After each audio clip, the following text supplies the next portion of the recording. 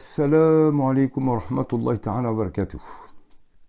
بعد الصلاة على النبي خير الأنام سيدنا محمد أسواتنا وقدواتنا وعلى آله وأصحابه. Aujourd'hui, je vais encore en quelques minutes réaborder un sujet du pourquoi l'élixir. Une des raisons d'élixir. C'est aussi un constat. Ça fait... j'ai vraiment rencontré l'islam, adhéré à 18 ans, quand, partant en Algérie, je découvre l'œuvre de René Guénon. Et en même temps, l'islam, dans ses terres, dans son vécu, dans son héritage, et je vais rencontrer beaucoup de gens à cette époque-là. Alhamdoulilah, on avait une époque florissante, il y avait beaucoup de gens de qualité. Et puis le temps a passé. Et puis je suis revenu en France, et j'ai connu les différentes phases. L'islam des caves, l'islam des sonacotras, l'islam des garages dans les universités, Antony notamment, où il y avait même un projet René Guénon à l'époque, il y a déjà longtemps. J'ai connu tout ça, ça fait plus de 40 ans. Et cette évolution, je l'ai vue se produire avec cet islam naissant, avec des courants divergents, les frères musulmans, les salafis, l'arrivée du soufisme en Occident, etc., etc. Or, aujourd'hui, qu'est-ce que je constate? Je constate que ce que va produire la plateforme Elixir, en réalité, devrait être produit par les mosquées. La mosquée est avant tout le lieu où le divin doit être présent, et notamment par l'enseignement. Le prophète, rappelons-le, dès les établissements des mosquées, puisqu'au début, son enseignement est dans la nature, les palmeraies, il se cache. Mais au moment où l'islam commence à prendre corps, la mosquée est le lieu de l'enseignement.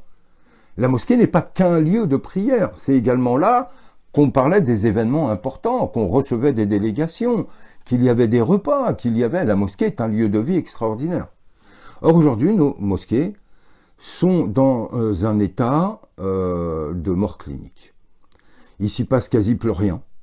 Il n'y a quasi pas d'enseignement. Quand il y a de l'enseignement, c'est au ras des pâquerettes.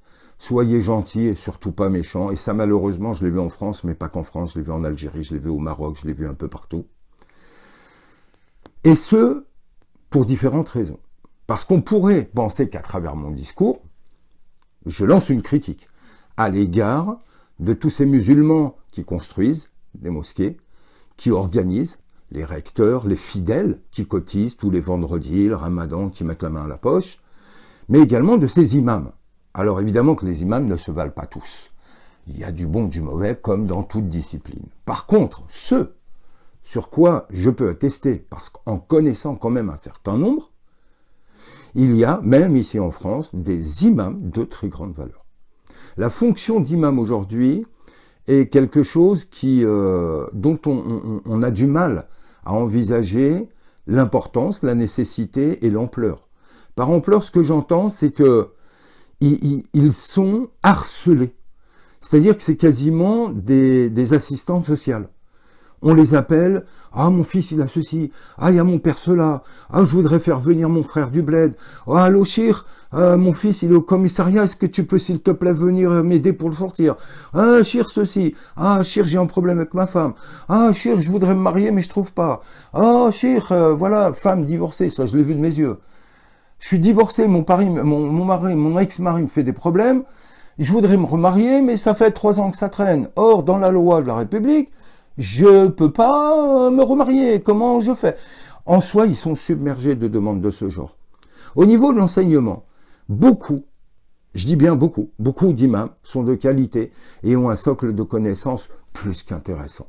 Un socle de connaissances structuré en français, en arabe, capable de donner des cours et des leçons sur beaucoup de sujets. Or, le problème, que se passe-t-il? C'est qu'aujourd'hui, il y a une loi de l'omerta. C'est que comme les musulmans sont divisés, qu'il y a divergence, qu'il y a des courants violents, eh bien, les imams reçoivent des menaces. Et combien j'ai connu d'imams à qui on a crevé les pneus, qu'on a attendu à la sortie d'une mosquée et à qui on a cassé la figure, qu'on a agressé, à qui on a envoyé des coups de fil anonymes, etc., etc. Donc, en soi, qu'est-ce qui se passe? Ce sont des gens qui ont la capacité de donner beaucoup, Et moi le premier, ô combien j'apprends quand je suis auprès d'eux et qu'on a des échanges.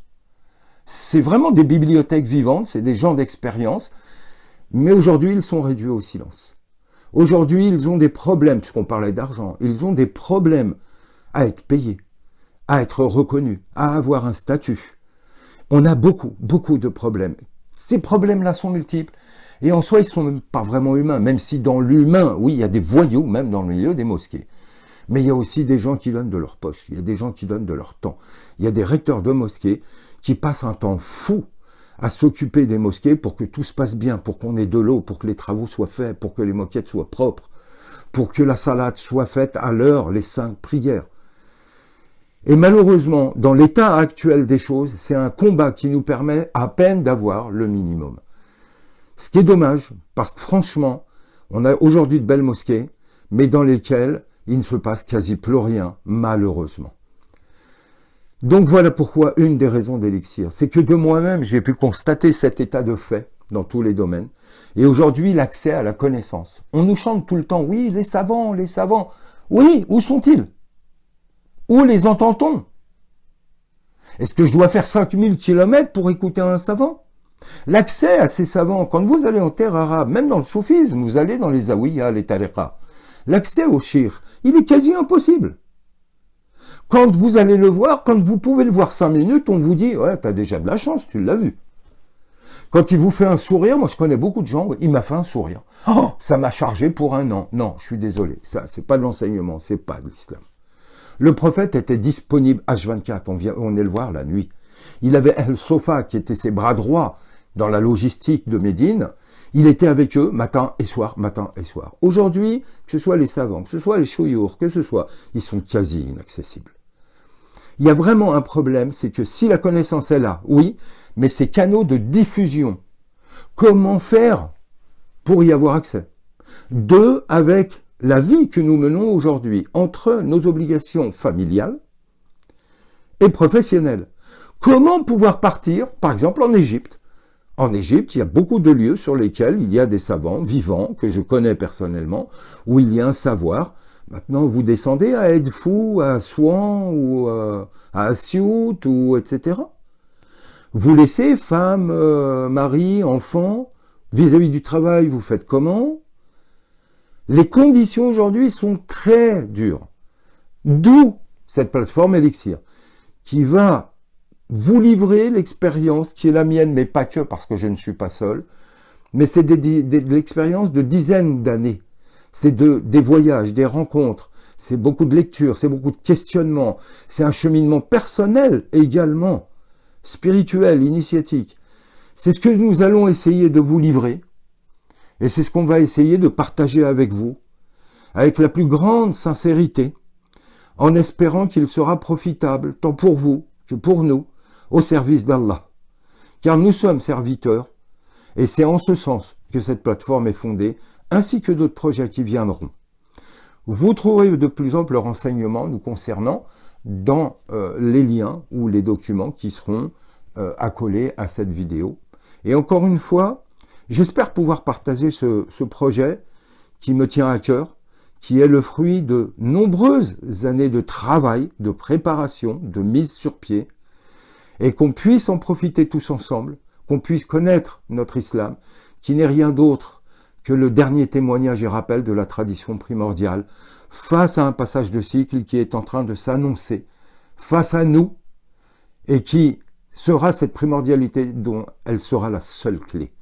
Revenir à l'héritage de Sayyidina Mohammed, revenir à l'héritage de tous ces plus grands maîtres qui ont donné leur vie à cet héritage. Un de mes maîtres disait une fois, « Moi, comme ceux qui m'ont précédé, avons donné nos vies et nos moyens à la transmission de cet héritage.